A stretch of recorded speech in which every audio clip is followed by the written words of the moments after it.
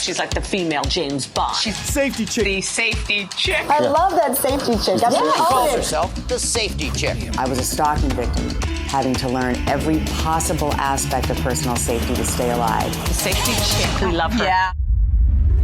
1 out of every 6 American women has been the victim of an attempted or completed rape in her lifetime. Every 68 seconds, another American is sexually assaulted. I personally know many women who have been raped or sexually assaulted who never reported it. In fact, I bet more women do not report being raped than do. There are many, many reasons why a woman does not report a rape or sexual assault. And we're going to get into that a little later in this podcast. But first, I want to introduce you to one of my oldest and dearest friends, Adele Hicks. She's here today to share her story of being raped at the age of 13. She and I raised our kids together back in San Francisco. We often sit out on my deck having a cocktail or 2 or 5 and contemplate life. A couple weeks ago, we were talking about her rape and the lasting effects it has had on her life. And as she was speaking, I realized this was something that she needed to share with my audience. I felt that there are thousands of you out there that would benefit from hearing her story. For all of you that have been a victim of rape or sexual assault, this show is for you. Hopefully, this will bring you wisdom, a sense of peace, and a sense of empowerment. Well, welcome. I am so honored, seriously, and appreciative for you coming into studio today. You've been a lifelong friend, and I just really think what you have to say is really going to resonate with our listeners and viewers, and it's really important that women like you share your story. So I really thank you for being here, and I promise you I will get you vodka after this. Thank you, Kathleen. That's Certainly, Adele. That will be needed. So, Adele, Yes. talk about, obviously, you do not sound like you're from here. No. You sound like that Geico lizard person. Yes, I do. In fact, he's my cousin. Really? Yes. Bonded. He might be a little taller. He might be. No, not really. I'm actually was born and raised in the outskirts of London in a town called Northampton. Born in 1962. And so what was that town like? The town was someplace I couldn't wait to get out of. My father was important. My mother was more important Okay. to herself. And my brother and I were raised in a difficult house where my father was gone, and we were left with a mother that didn't really nurture us, which is potentially why my situation happened. So, do you want me to go into the story? Yeah, well, let me so, how big was the town? Was it one of those, like, when I picture London or, the outskirts of London in the movies and everything, it's all very quaint and everyone drives those little teeny tiny cars and everybody knows each other and goes to the baker and the butcher. Was it like that? Kind of. Really? We had a city centre, strange town, because it was on the outskirts of London. We got a lot of the London overspill, is what we called it, which meant that people that couldn't afford to live in London but worked in London could live in Northampton and still get to the city. So there was that crowd. And then there was the country crowd, where there were horses and cute villages with thatched roof pubs. And when I grew up, your milk was delivered on your doorstep. And police rode on horseback, because we were on the outskirts of this town. And it was very, very pretty. Very, very pretty. As the town grew, from the overspill of London, not so pretty. It's not some place I would have wanted to raise my children now. But at the time, it was a good place to raise kids. So what were the schools like? I mean, did everybody know everybody? Were the schools small or class size? And it's interesting you say that. I just joined my high school Facebook group, and we are all so connected. Could I tell you how big that school was? No, I really don't know. And I don't think in England, back in the 70s, we really knew how many kids were in our class. I lost my way. So I will tell you that at 13, my life changed dramatically. And I can tell you also, I didn't really go back to school. Okay. I missed a lot of school. Okay, so take me back to the day. I will. I'll take you back to the previous day Okay. because that's probably pinnacle in my story. And I want to tell this story because there are so many women our age group that are keeping this secret. Because there's no proof now. There's no internet in our time. So the day before I had babysat for my parents' best friends and I had earned a little bit of money.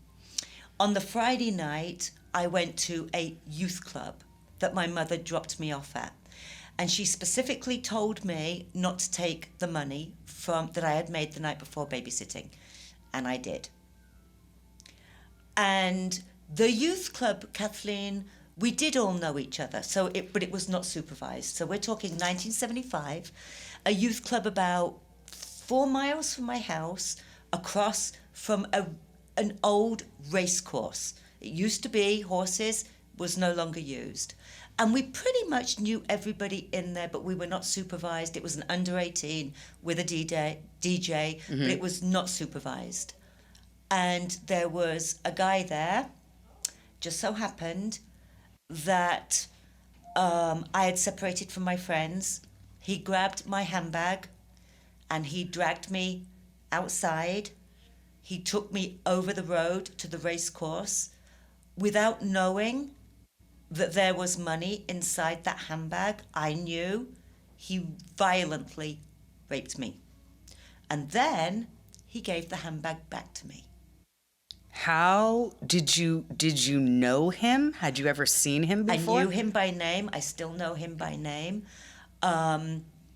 He was known in town to be trouble.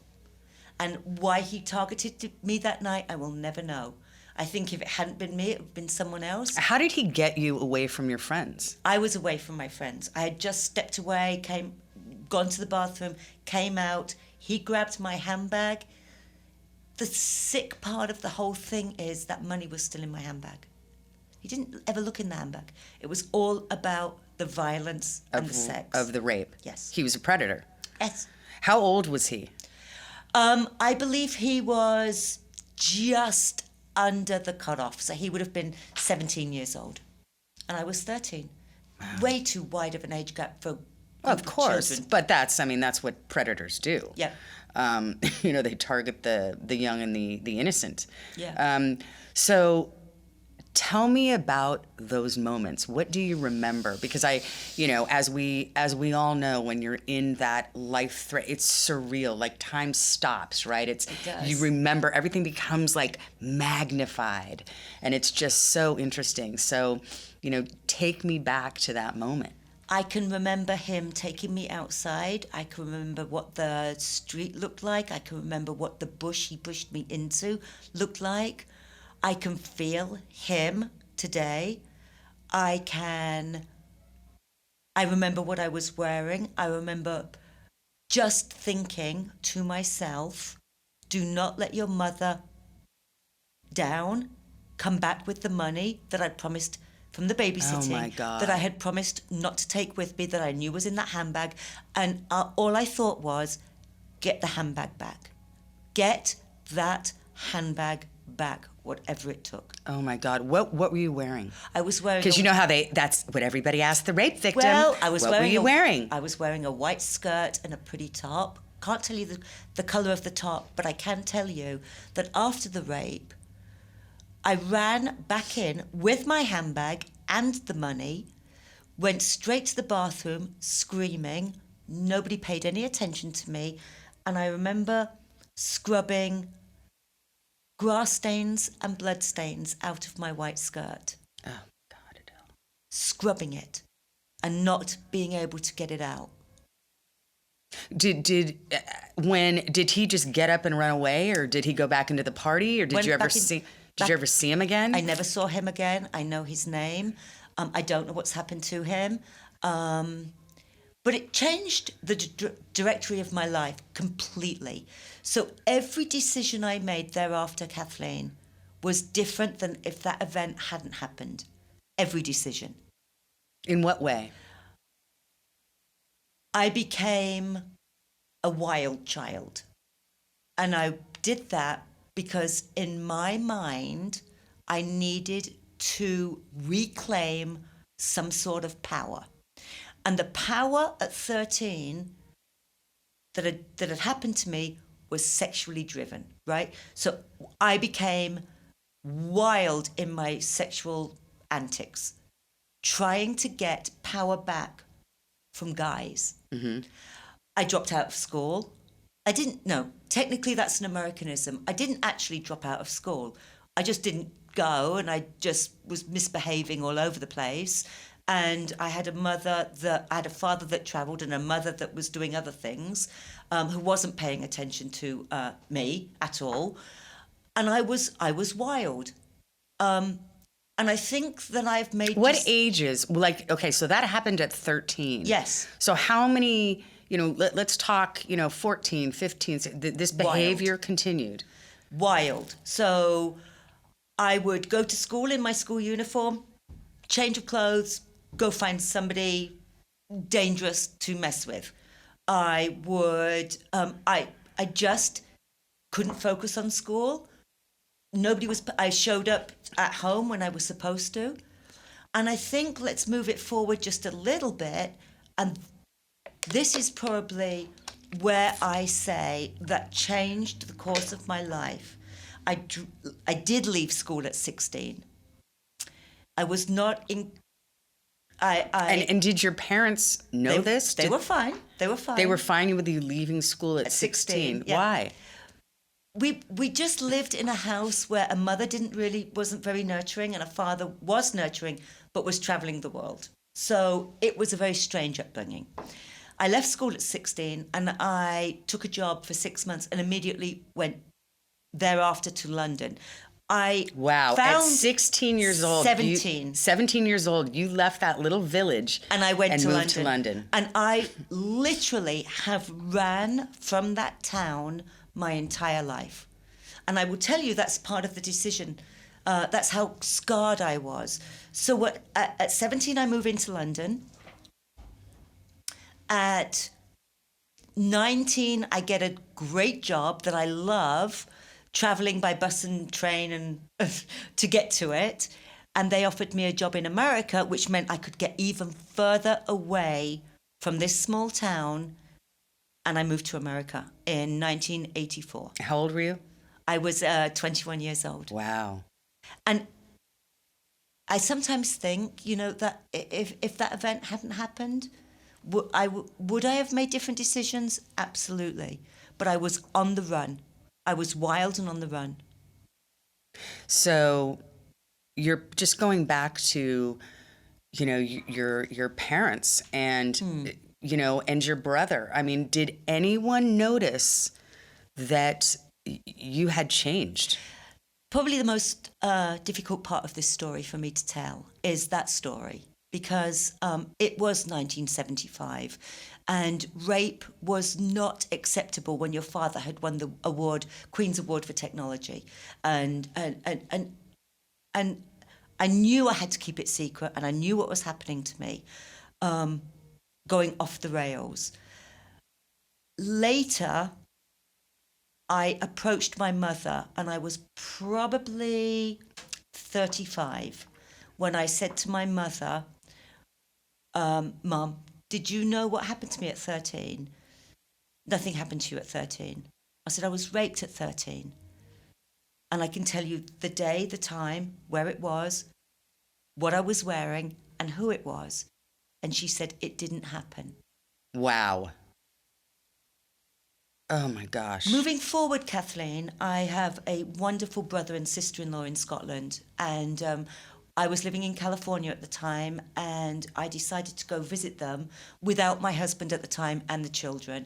And I went, and the most bizarre thing happened to me. They took me out to a pub in Scotland, and David asked the question, what happened to you at 13? All those years later. And I was floored that he noticed, but my mother and father didn't. And Dorothy, my sister-in-law, said, he's been dying to ask you this from the day I met him. And I said, I was raped.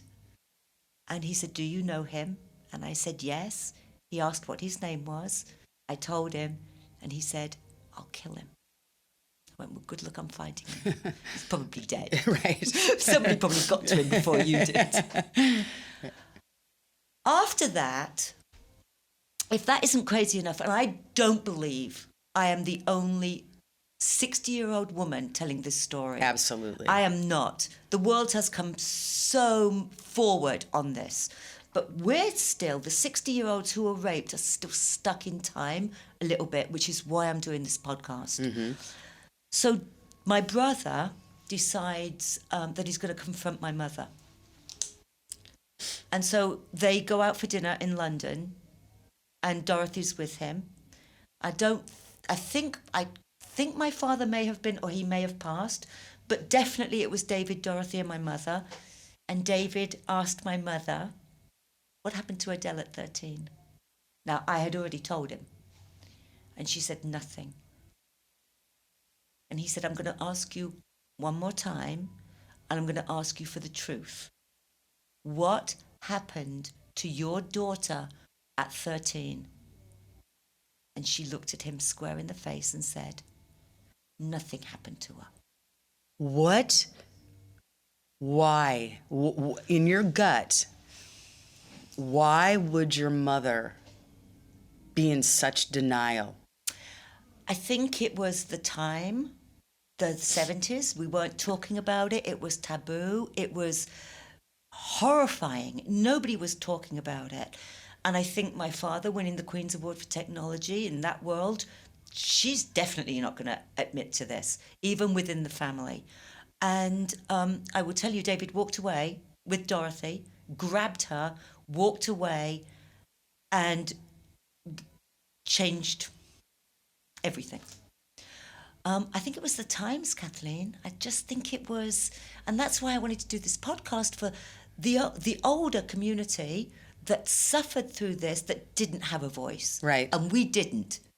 Absolutely. And even when we spoke up, you were the victim. You were what did you wear? What did you do? What did you do wrong? You were blamed.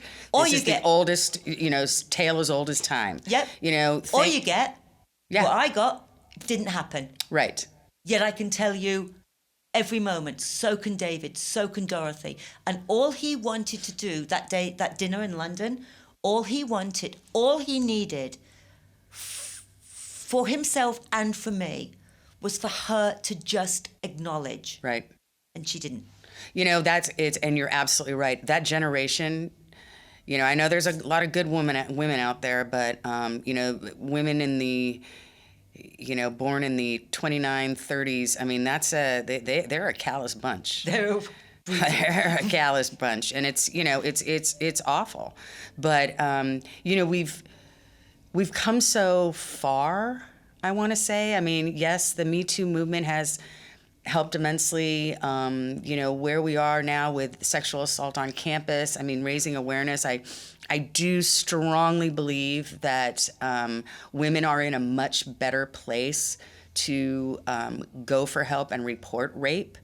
But still, as we all know, I mean, look at what just happened with Cuomo and the women that came forward. I mean, you're always going to be scrutinized, and it just is what it is. So, and I have obviously heard this story before, but every time I hear it, it just gets me to my core, because we can all go back, and makes me want to cry, to being 13 years old. Golly, we have our whole life ahead of us, and that one violent, predatory act can change, as you said, the trajectory of a person's entire life. Every decision. But with that there also is that, and I always say this on the show, that fight within everybody. Yes. That has you get back on course, right? Yeah.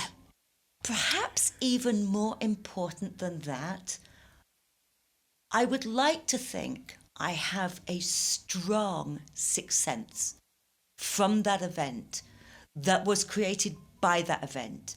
Meaning that, Kathleen, if someone's walking up behind me, I can feel them before I even know they're there. Mm-hmm.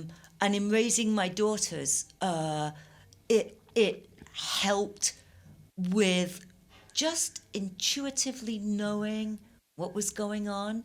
So I think it awoke something in me, taking it to a positive, that may have been still asleep today. Right. Well, it's giving you street smarts the hard way, unfortunately. Yes.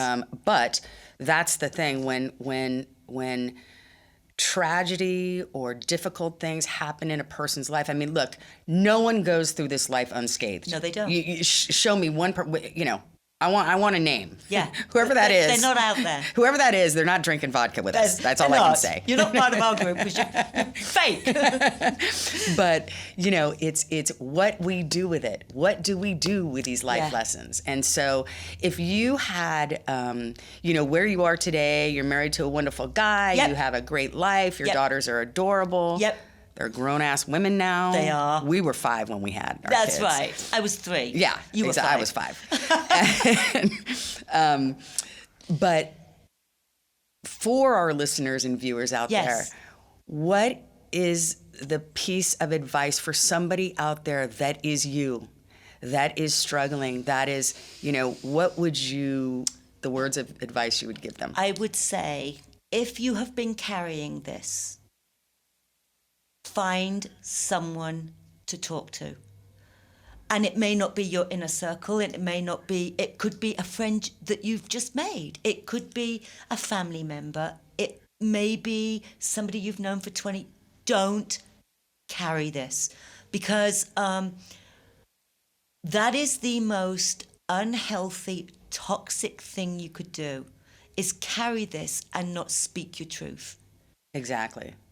And going back to my girls, and I'm going to tell this story for those women that are out there that are in their 60s, that were raped in the 70s, that had no voice. We did have a voice. We raised our children a little differently. We were a little bit more cautious. We watched them a little bit closer. We talked to them about things that weren't spoken to us. So pat yourself on the back, women. You're awesome. If you haven't told, tell your story. Our story might be old, but it's new again.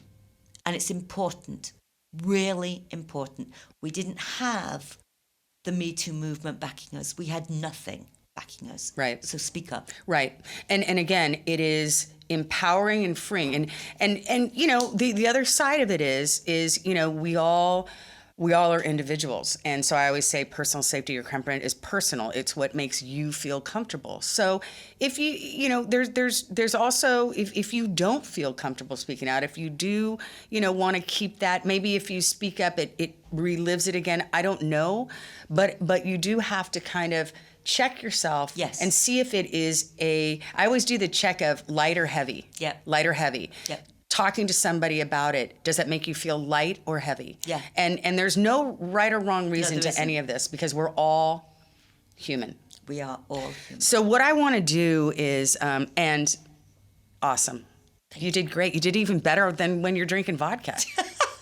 Anyway, so what I want to do for the second part of this show, because I think, again, our listeners and viewers, learn so much from you, but is to take it to having a victim's advocate on, the amazing Rachael Frost, who is a master investigator, decades in law enforcement, victims' rights advocate, has worked tirelessly with rape victims and really has created programs for victims to help them better. So after this little short break, we're going to bring on Rachael.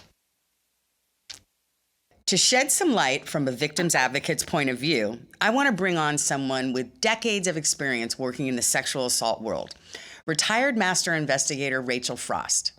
Rachael is a 20-year law enforcement veteran specializing in intimate partner-related violence cases, specifically physical and emotional abuse, stalking, strangulation, restraining orders, sexual abuse, and child abuse. A nationally recognized trainer, she has instructed thousands of civilians, military, corporate, and government personnel across the U.S. in intimate partner violence. She's a member of the cadre of sexual assault experts for End Violence Against Women International. Rachael is the CEO of Frost ICED, Investigation, Consultation, Education, and Development, a full-service violence response and recognition firm. Her firm provides executive management for advanced investigation and information courses through the Action Academy. She's also developed the 24/7 trauma and abuse survivor fitness and engagement app called Survivor of the Fittest. I love that name. Rachael, welcome. I thought you would be the perfect person for us today to talk about, obviously, rape, survivors, victims advocacy, and what women can do if they have been raped. So welcome and thank you for being here. So obviously Adele's story, as amazing and incredible as it is, you've heard that story how many times in your career? Many times. Unfortunately, we don't hear it as often as we'd like, obviously, from people who've been carrying it around for as long as Adele's had. Right. But it was very, very emotional to hear it, I think, for anybody that listens. Right. So, why is it in all your years of working in this industry, the obvious back in the 70s, 80s, we've come a long way, baby, the Virginia Slim commercial, right? But we have. But why is it, do you feel, that women still are so hesitant about reporting rape? Well, I think this is a great point to talk about not just women, but men, people who are of the LGBTQ community, and so on.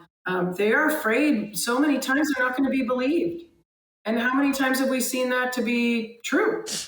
Right. Where they're not believed. They're scared, they're frightened. A lot of times they feel, I can tell you from my career, I investigated and knew of one stranger rape. And that's what we learn in media, and that's what we learn everywhere else, right? That we have the stranger rape, the person that's going to jump out of the bushes and grab you and drag you in, versus the person you kind of know, the person you've met before, the person that's in your community, the person you might be dating, even a spouse. So a lot of times victims carry an excessive amount of guilt along with the circumstance that happened, even though it's absolutely not their fault. They go over and over the incident and think, did I do something? Did something occur? Was this, from Adele's story, she brought the money with her that her mom told her that she shouldn't bring with her. So she felt a certain sense of guilt, if you will, for having that. And I have to get the money back. If I had not brought that with me, et cetera. In hindsight now, at 60 years old, that doesn't seem like such a big deal. But at 13 years old, that can be a very big deal and very large issue. And people have, wars inside themselves about, how should I have reacted? Whereas all of these things are normal reactions to abnormal situations. No one should ever be put in a situation where they have to worry about, was that sexual assault, was that rape in any way my fault? It wasn't, of course, it's the perpetrator's fault. But this is how we're made to feel by wonderful, perpetrators and sociopaths. So in all your years of experience, and you were with Riverside County in Los Angeles, right? Who were you with, the organization? Riverside County Sheriff, just east of Los Angeles. It's the big county to the right, if you're looking at the ocean. Yes, I believe it's the meth capital of the world, right? It definitely was. Hopefully we've cleaned up a little bit since then, but I guarantee it. All right. I lived in a great place, so. It's pretty. It's pretty. It's on the way to Palm Springs. So in all your years of working with raped, sexual assault victims, what would you say, what should a woman, man, LGBTQ victim do if they have been raped from a law enforcement perspective? Okay, well, first, of course, we want them to be safe. Safety is first and number one. As law enforcement, we're learning as time goes by, and we should know this already, obviously, but it depends on the size of your jurisdiction and how educated everybody is within it in terms of victimology and investigation, et cetera.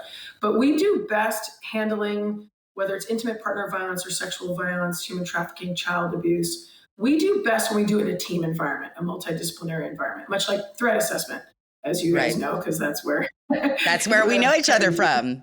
The Association of Threat Assessment Professionals. ATAP. Exactly. ATAP. ATAP. Exactly. Go ATAP. Anyway, go ahead, Rach. Go ATAP. But absolutely, I mean, it really is handled best when it's handled in a group. So when you've got investigators, you've got forensic nurses, obviously, you have medical on your side, you have the people who are responding in an emergent situation out on scene at your side, your patrol folks, your executive staff, your victim advocates, and it can go on and on and on. But in terms for the victim, number one, we want you to be safe. We want you to get to a safe place, be in a safe place. And every victim's going to be different. I can't tell you this is what you must do, because everyone's going to want to do things in different manner. But what we would love, like the perfect scenario, if you're in law enforcement, obviously we want to preserve as much evidence as possible. So your clothes, if you can save your clothes. If you can call us right away, that would be great. You may not always be ready to call us right away. But this is really important information. We're in a great time in terms of the availability for victims to go to an emergency room and to get a sexual assault exam done and not have to report to law enforcement yet. So this is an opportunity to collect the evidence, maintain the evidence, put the evidence in an evidence locker. Now, your emergency staff is going to be a mandated reporter. They do have to call the police department. But once the police department shows up or the sheriff's department shows up, the victim has the right to say, no, thank you, I don't want to talk to you right now. And then they're issued a report number, and they're provided the report number and said, if you change your mind, please call us. And at that point, you have, not only do you have forensic nurses available to collect all of your evidence, and then it goes to law enforcement, it's put in their evidence room, but you get the opportunity to speak with a victim advocate, someone who can answer a lot of your questions, who can kind of guide you through all of this. That's fantastic. And a lot of times, right, a lot of times people don't want to report or don't want to move forward because they're frightened and they don't know what to expect. So many times when people know what's going to happen, they know what's going to expect, they know what's coming down the pike, they have the opportunity to say, I do want to report. Someone's going to sit here with me. This victim advocate's going to stay with me. This person seems cool. We try to get victim advocates who are cool. Who can talk. That's a requisite. But it's true. It's really important. You want someone that you can relate to. I just have a sidebar on that. And when I was kidnapped, tied up, taken at gunpoint, and then they, I escaped unharmed, and then was sitting in this, interview room, and they sent in a psychologist, police psychologist. It was a man. He looked like I don't know, he had to be in his late 60s, paunch belly, smoking a pipe. He freaking looked like Sherlock Holmes. I don't even know what the hell it was. I'm like, I could not relate to that guy at all. And I just clammed up. So it is extremely important after trauma that you are put with trained individuals that are going to relate to whoever that victim is. You're absolutely right. That's vital in this process. Absolutely. And you know what? I think it is about, certainly at times it can be gender related. Yeah, and it's really important, I think, to ask the victim, would you feel comfortable with? What would you like, et cetera. But I've known male investigators who are phenomenal. They are Right. phenomenal. My one buddy, Freddie, I won't say his last name just in case, but my one buddy, Freddie, he was one of the best people in a room with a victim to get them to calm down in terms of, no, I don't want to say get them to calm down. I like that phrase. Well, Like, you should yeah, calm but down. I know what you're saying. No, it's Right. you know, safe, feeling safe Safe, versus exactly. yeah. Exactly. He would get them to feel safe in order to be able to share, because you're going to share very intimate things. I mean, even with Adele's story, you know, and Adele, I know you're listening to it. You didn't want to talk, and you don't have to, obviously. You didn't want to talk about the incident itself. You wanted Right. to talk about what happened right before and then what happened right afterwards. But the Right. incident itself is a very visceral, personal, traumatic, wound opening, horrible thing in your life. Now, I mean, now imagine you have to tell it to the patrol officer who arrives on scene, the victim advocate, the forensic nurse, maybe the ER person, maybe a detective. And then you might have to tell your family if you haven't already told your family. And if you have a supportive or non-supportive family. I think that's where victim advocacy comes in. Really, it's really important because you need to have somebody in your corner. You need to have someone that says, you're not crazy the way you feel right now. You're feeling normally. You're having a normal reaction to an abnormal situation. Right. And then this is something I say all the time when we have intimate partner violence. I say, no one should ever make you feel less. You know, less than who you are, less than what you intend to be, you know, scared, less than safe, you know, no matter what it is. And these are those moments in our life where, you know, suddenly the foundation we thought we had built is gone. And now we need to have a community that helps pick them back up in order Right. to, you know, put the responsibility where it belongs, which is on the perpetrator. Exactly. Now, you know, this is kind of a sidebar thing, but, you know, you read all the time about all these rape kits that are not being processed. Where are we in that? And what states are the worst? What can we do to help this? It drives me insane when I read that in the papers. Well, a lot of times, you know, and I can tell you from, you know, past history, there just were, you know, policies and procedures in place where you didn't test every single rape kit. A lot of times, you know who the suspect is.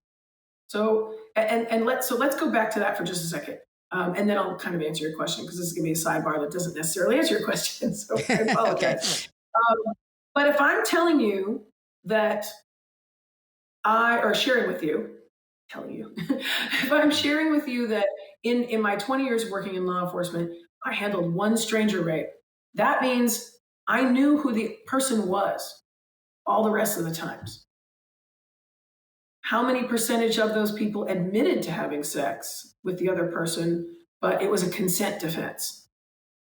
Sure, it happened, but it was consensual. That changes everything. That doesn't always rely on a rape kit.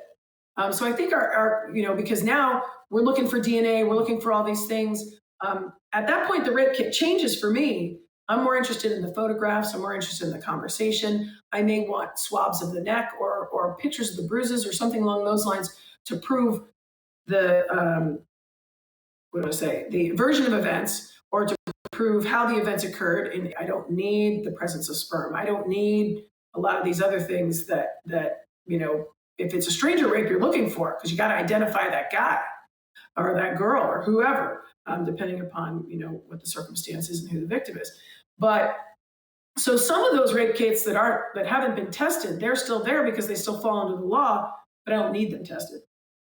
Got it. So I think that's part of the conversation that we need to have is we need to be booking these things in a different way.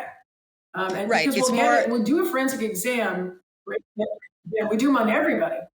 But if a lot of my cases are consent defense, this is why it's so important for detectives to know how to investigate consent defense investigation cases. It's not just you can't go in there and say, well, it's he said, she said, and there's nothing I can do about it. Rachael, what kind of resources are out there? What are the ones that you really like for women? Anybody that is that is suffering, that is, you know, a victim of everything that we've talked about today. What are some good resources out there that you like? Well, of course, I think, we can always have more. And I love it when everything's co-located.